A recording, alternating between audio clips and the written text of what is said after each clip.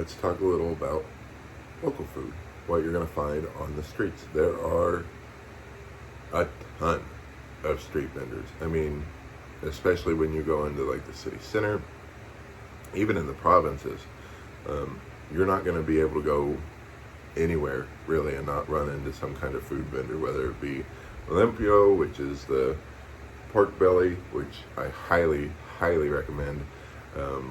Rotisserie chickens, which are amazing if you like that. Lumpia, which is like an egg roll, local egg roll here, has pork or shrimp or chicken, beef, whatever in it. Pancit, which is similar to lo mein, if you've ever tried that, it's just a noodle dish, super good. But if you're going to a street vendor, you're going to be able to get a lot more bang for your buck than if you're going to, say, a sit-down restaurant. Even in like McDonald's. Now, McDonald's here is different than what it is in the U.S. Don't come here expecting it to be exactly the same, because it is not. It is a completely different experience. Now, you will be able to get your Big Macs, your quarter pounders, your cheeseburgers, that kind of stuff, your fries. But there's going to be things that you can't get. Like, for whatever reason, we're on an island, but you can't get the fish fillet. So be aware of that. McDonald's here also serves fried chicken. Fried chicken here is huge. It's everywhere, and it is cheap. If you're looking for a cheap, fill you up type meal, fried chicken, you're gonna get it for, pennies on the dollar. You're gonna walk out of there and you're gonna be full for like $2, right?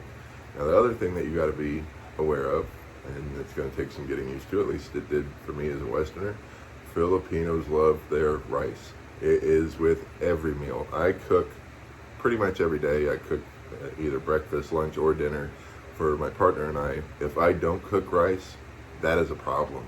That is absolutely a problem. So if you're going to be eating with Filipinos, know that there is going to be rice involved, and learn to acquire a taste for it, or learn to love it. I've never had a problem with rice. I like rice. Don't necessarily like it with every meal. It's not something that I'm used to. So I don't necessarily get it with every meal, especially if we're going out to eat. I tend to skip the rice. But if we're cooking at home, I'm 100% cooking rice for him. That's how it's going to be for the rest of my life with him. So yeah, acquire a taste for rice, because it is everywhere. But that said, back to street vendors, you're going to get a fair amount of food. Like if you're coming here as a single individual, as a single person, you're going to be able to eat. I think I covered this a little earlier. Daily, especially if you're doing street vendors, for about $10 to $12 a day, and it's not like you're skimping out on the meal. It's going to fill you up. There are a lot of oddball foods here that you're probably, especially if you're a Westerner, you're going to be a little shy to try. There's a lot of fish that's fried or dried, pickled. There's going to be balut, which I cannot bring myself to eat. It's a fertilized duck egg that has been boiled, so you get the embryo inside the egg. My partner loves it. I cannot stand even to smell it, or to look at it, or think about it. So they're just like any food anywhere. There's going to be stuff that you do and don't like. That's one of the ones that I can't bring myself to do. A lot of the other stuff I have tried and I have learned to love. If I didn't love it right off the bat, like I did with lechon. Lechon is, I believe, the unofficial Filipino national dish. It's a whole roast pig, and you just slice pieces off of it and eat it. If you've ever been to Hawaii or done a pig roast, very similar. Super succulent, crispy skin, just really good. When it comes to fine dining, there are a lot of establishments here that offer an upscale meal service, and you're not going to pay an arm and a leg for it. Where I've been to restaurants back in the States, where I won't walk out of there, for two of us, I won't walk out of there for less than $200 for a nice sit-down meal. Here, that same meal, same quality of meal, is going to cost you between $50 to maybe $100. $100 is really on the high end. You're really pushing it. Like you're doing all the stuff, caviar, oysters, sushi, that kind of thing. You're pulling out all the stops. You can spend easily $100 on a really high end fine meal. But that's drinks, that's food, that's appetizers, that's dessert. That's not just the meal. But again, you can get a really, really nice meal, like a porterhouse steak, a huge porterhouse steak. Just for example, this was a meal I had recently. Porterhouse steak, oysters Rockefeller, 2 mojitos, fries, and another appetizer. I think I got a charcuterie board, all for like $50. I think it was even less. I think it was like $45, $55 with a tip. And they don't expect much for a tip.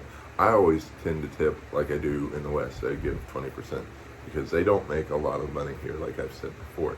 So if they provide good service, just like back in the States, I will tip you what you should be tipped, absolutely. My partner always yells at me for it. He said, "Oh, that's too much." Well, I don't think so. I think if you provide good service, a good atmosphere, a good meal, you deserve that 20-25% tip. But if that's not your style, if you tip a little less, they're not gonna say no to 300-400 pesos. You can absolutely do that, and it's acceptable. Now, speaking of tipping system here, it's kind of like the West. There's going to be places where it's expected or encouraged, like I said, with dining, absolutely, depending on the restaurant. Like, you're not going to tip at McDonald's, Burger King, that kind of thing. But a nicer restaurant, you are going to tip. Taxis, moto taxis, trikes, the jitneys, you're absolutely going to tip. My partner says I always tip too much for them, but I typically tip between 50 to 100 pesos, which is like $2 or $3, and he complains about that. He says that's too much. I don't think so. You provided a service at a more than a fair rate and got me there safe and sound, and 100 pesos is a significant chunk of money for them. So, and it's not to me. So if you can afford that, do that. It's nice to do that, and a lot of the time it'll go a long way, especially with like Grab, which is the taxi service here, or Move It, which is the moto taxi service here. If you tip well, if you are kind and polite to your driver, they'll give you a good rating, and you'll find yourself not waiting so long for a taxi when you go to book it on Grab. There's been times where I've had to wait 20-30 minutes trying to book a Grab. Nobody picks up. There's been other times where obviously they saw my rating and it was immediate, just like that, and they were there. And it wasn't like I was close by to where I was going. They were just like, "Oh yeah, we're going to take him." So tip, and tip well. That's my recommendation to you. If you can afford it, do it. You should.